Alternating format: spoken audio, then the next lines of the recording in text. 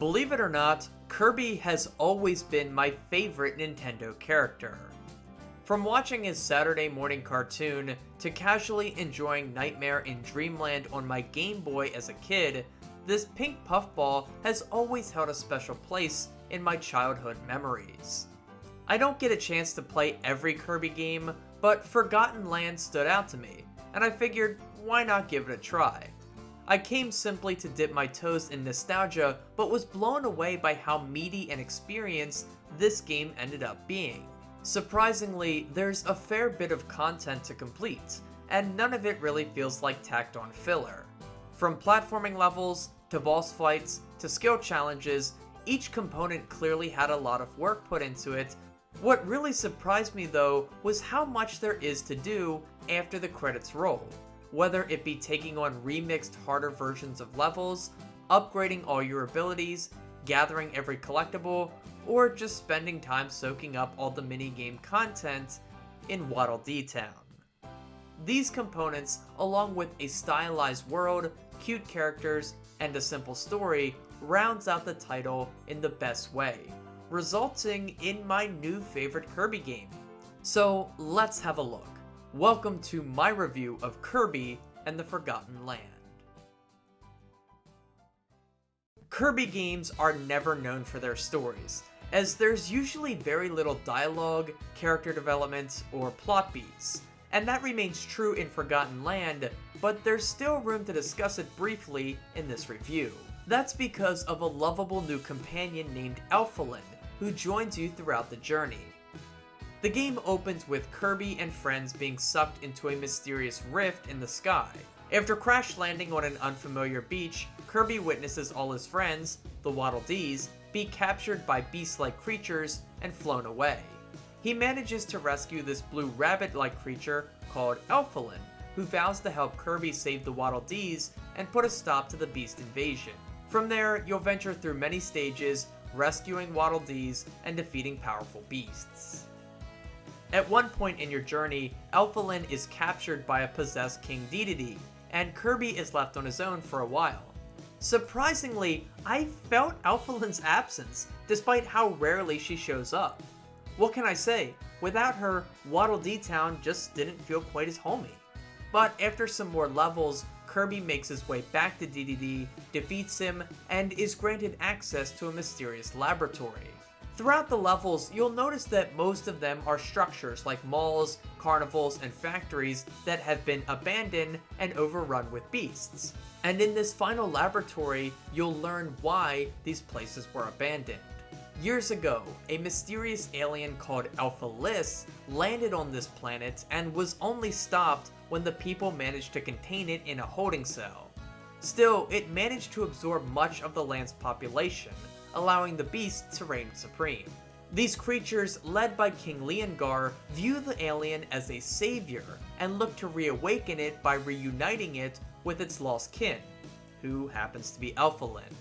Leongar believes this will grant the beast a mysterious power and allow them to ascend to a higher plane of existence.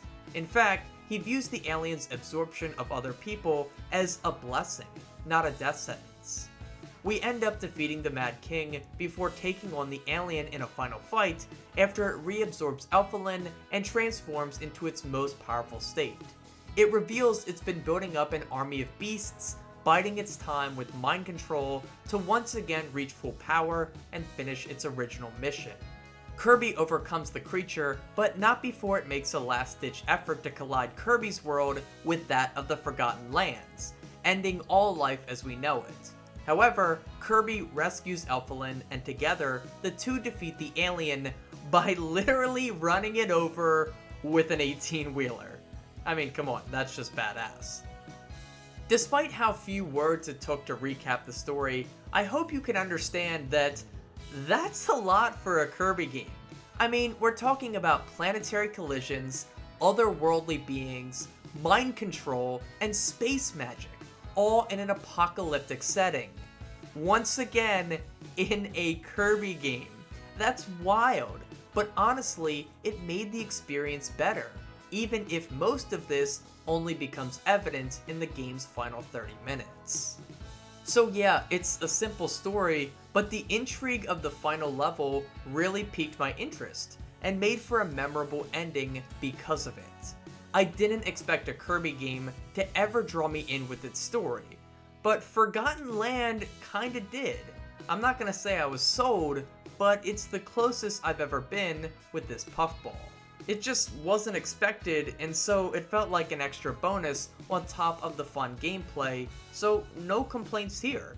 I actually like the story of Kirby and the Forgotten Land. Really not something I thought I'd be saying, but here we are. Of course, the main allure of a Kirby game will always be its simple yet fun gameplay that can be enjoyed by people of all ages. Right off the bat, the Forgotten Land partially addresses the issue of difficulty that has plagued many a Kirby game. You can play on easy or a slightly harder version called Wild Mode. Now, to be fair, it's still aggressively easy, as you'll rarely die, but you will take more damage than normal. It's at least a nice consideration, and while this game still feels a bit like Easy Mario, the difficulty gap between the plumber and Kirby is a bit closer here, albeit not much.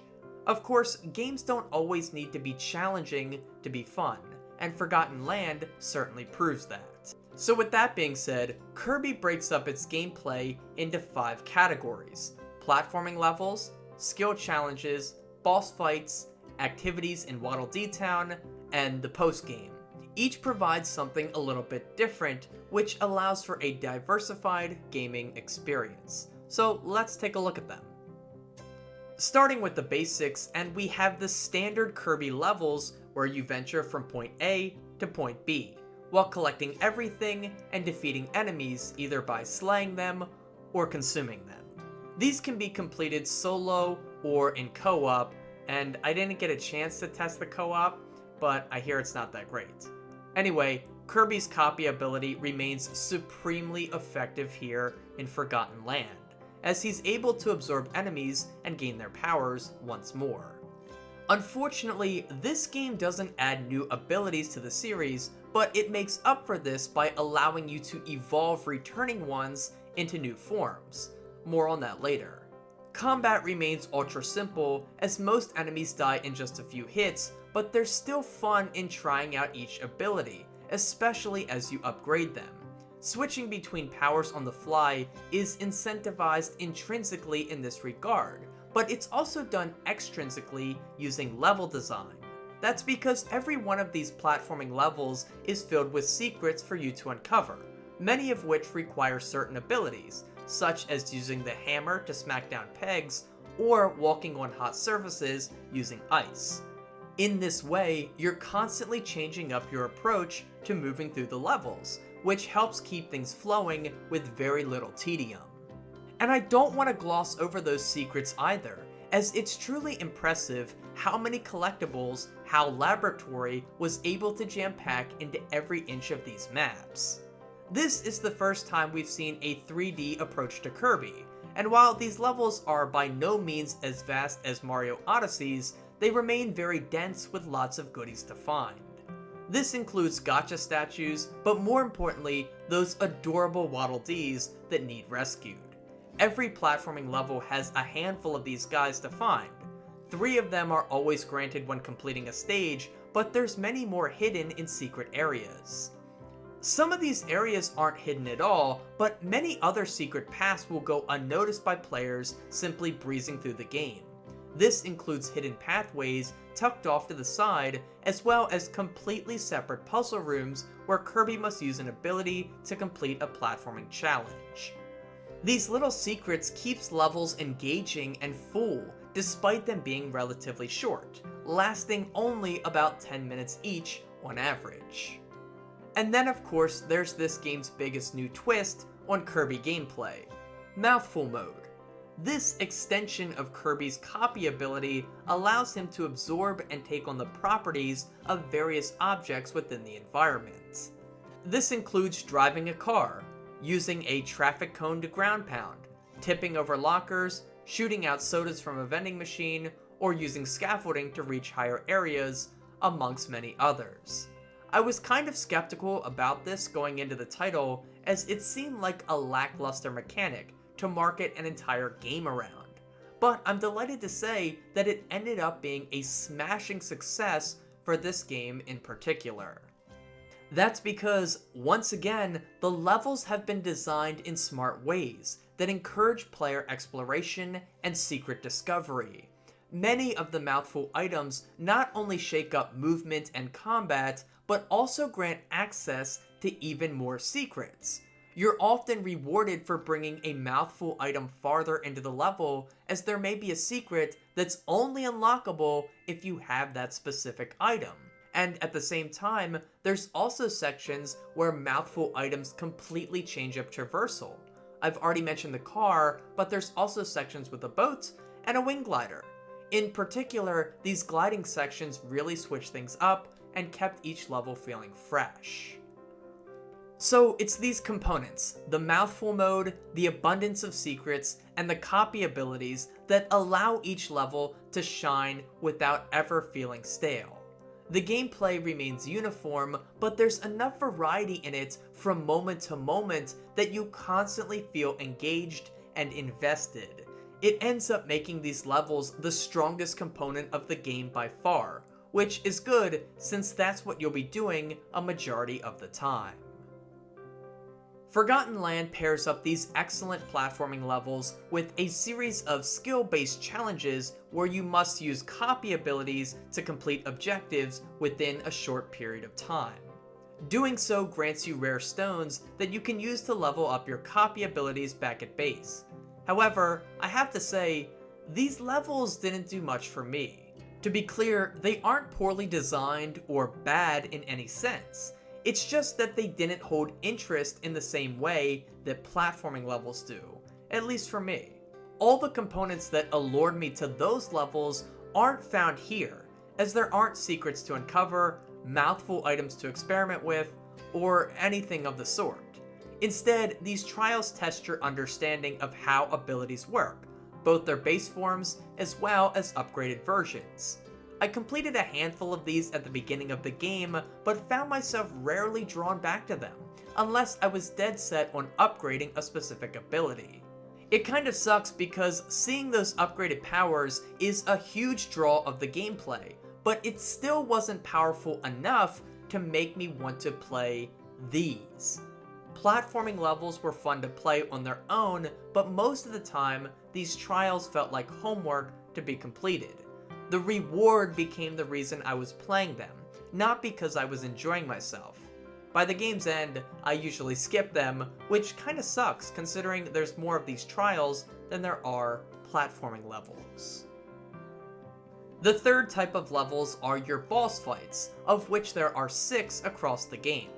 This doesn't include the mini-bosses you'll encounter through platforming levels, but instead the juiced up enemies with their own unique attacks and arenas. And by the way, it wouldn't be a Kirby game if there wasn't a tree boss, so yeah, I'm glad to see that they brought the tropical woods back. However, as far as my knowledge, he's the only kind of old entry. The others are brand new ones to the series, save for King Dedede.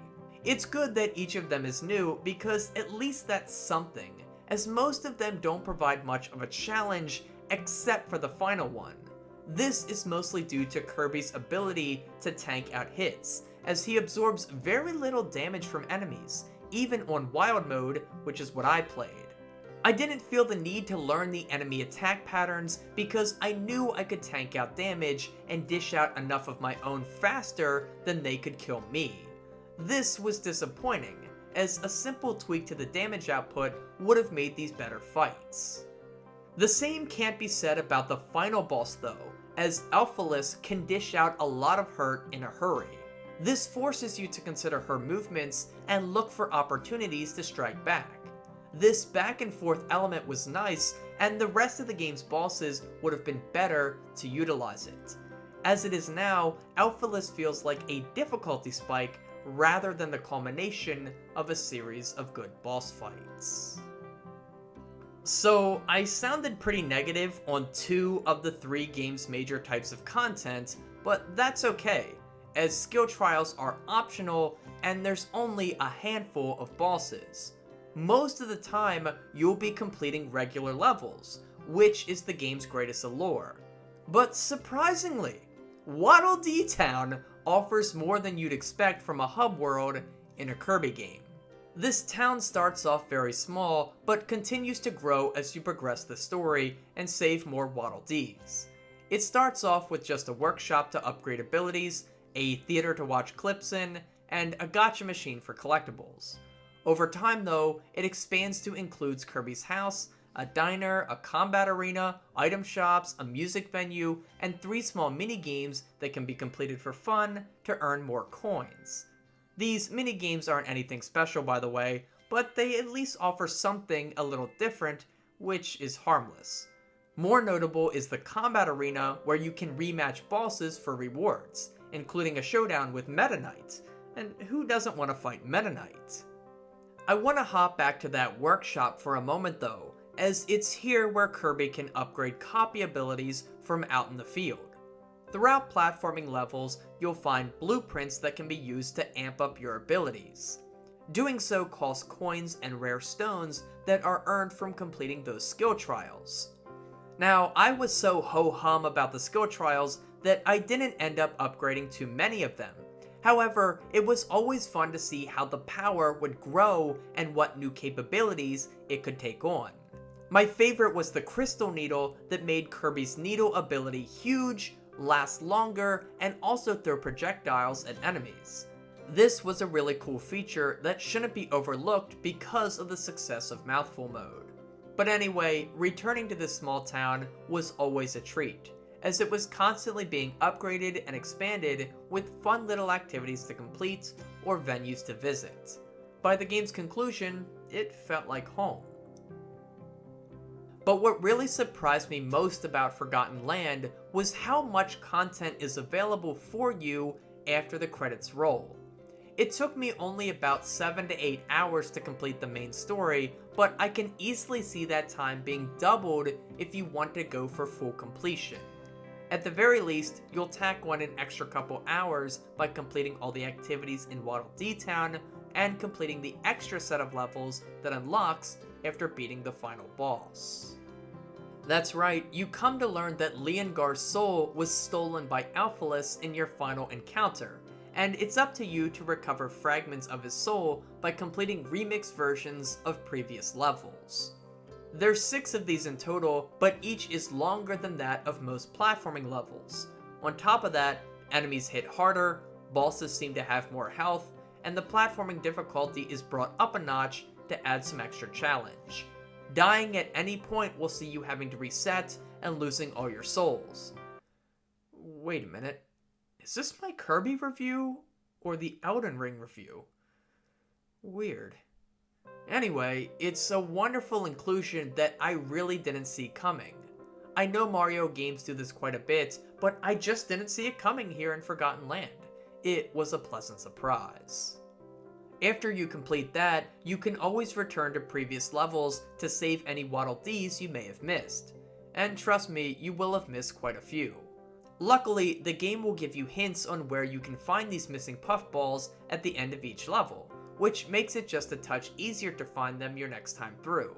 It's going to balloon your playtime quite a bit. Now, I won't lie, I wasn't hooked enough on Kirby to engage with most of this post-game content, outside of doing my due diligence. I didn't love the game enough for that, but I can certainly see how someone who does will be delighted with this return on investment. There's a good 15 to 20 hours or so of simple and fun platforming for anyone so inclined, which is worth it in my eyes. Hell, I was satisfied with simply completing the main story, and when I found out how much more there was to do, I was nothing short of impressed. You know, I can't believe I'm about to say this, but I think Kirby and the Forgotten Land is one of my favorite looking games on the Switch. I've hinted at this throughout the review, but they've done a phenomenal job of blending Kirby aesthetics into real-world locales. This is doubly impressive considering they were navigating this character into his first 3D foray. Switch games almost always have to fall back on their style to enhance the presentation, given the less powerful hardware. The best looking Switch games will retain this graphical appeal as time goes on, and I think Forgotten Land will find itself in that category upon the conclusion of the console's lifespan. In particular, I love these opening shots of certain levels, where you get a snapshot of the area you're about to navigate. These often inspire a lot of thoughts and make you think about what this world once looked like before it was decimated by Alphaless. These openers are often a bit more willing to flex what power the Switch does have before the actual level dips further into the stylistic look that defines the game. I also enjoyed the little touches of detail that randomly appear throughout the game, such as the bit of dirt on this Waddle Dee's face. He's a dirty, hard-working man, dedicated to upgrading your abilities, and his character design reflects that. I love it. And what can I say? Waddle Dee's and Kirby himself are such a cute design. Like, whoever came up with this back in the day, so simple, so elegant, but so adorable. They really nailed it. And this is by far the cutest iteration we've seen of them so far. Love those little dudes. On top of that, the music stood out to me far more than I expected. I especially loved hearing the return of Kirby's victory theme upon completing a stage. This short tune always put a smile on my face and makes me want to get right up there with Kirby and break it down. It's good, what can I say? The final point of emphasis I want to bring up here may just be my imagination, but it seems like there's a lot of winks and nods to other games. For example, crashing on the beach at the beginning and being chased towards the camera by a large object really reminded me of the original Crash Bandicoot. This one seems rational, but the next one is a bit off the wall. And I can't believe I'm about to say this. I'm going to be persecuted for this. The final part of this game gave me Bloodborne vibes. Don't laugh. I guess it's because I wasn't expecting aliens to play a role in the story, and then bam, there they are. That happened in Bloodborne, and it happens again here. Maybe that's just my brain making associations with other things, but if it's intentional, which it's not, I'm a genius. And maybe perhaps that Elden Ring comparison earlier wasn't too far off after all. Okay, yeah, that's pretty crazy, but there are other little references and winks and nods throughout the game, but I'll cut myself off there to let you find them for yourself, in lieu of embarrassing myself further.